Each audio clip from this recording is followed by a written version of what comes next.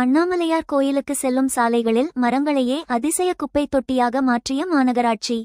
திருவண்ணாமலையில் கார்த்திகை தீப திருவிழா நடக்கவுள்ள நிலையில் அண்ணாமலையாரை தரிசித்து தீப திருவிழாவை காண லட்சம் மக்கள் கூடுவார்கள்.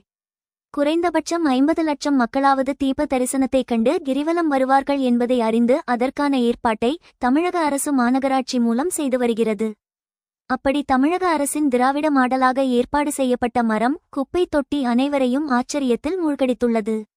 மரத்திற்கு மரம் அனைவரும் வியக்கும் வண்ணம் பச்சை பசேலென்ற வலை துணியால் உருவாக்கப்பட்ட மரம் குப்பை தொட்டியில் மக்கள் போடும் கழிவுகளால் மரங்கள் நன்றாக வளரும் என்பதையும் அந்த துணியால் குப்பைகள் வெளியே வராது என்பதையும் குறிப்பதாக உள்ளது.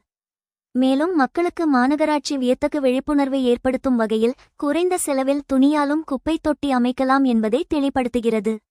கிரிவலம் காண வரும் வெளிநாட்டவர்களும் கண்டு ஆச்சரியம் அடையும் அளவிற்கு உருவாக்கப்பட்ட மரங்களே குப்பை தொட்டி ஒரு மாபெரும் வளர்ச்சியை தமிழகம் அடைந்துவிட்டது என்பதை உணர்த்துவதாக உள்ளது குறிப்பிடத்தக்கதாகும்.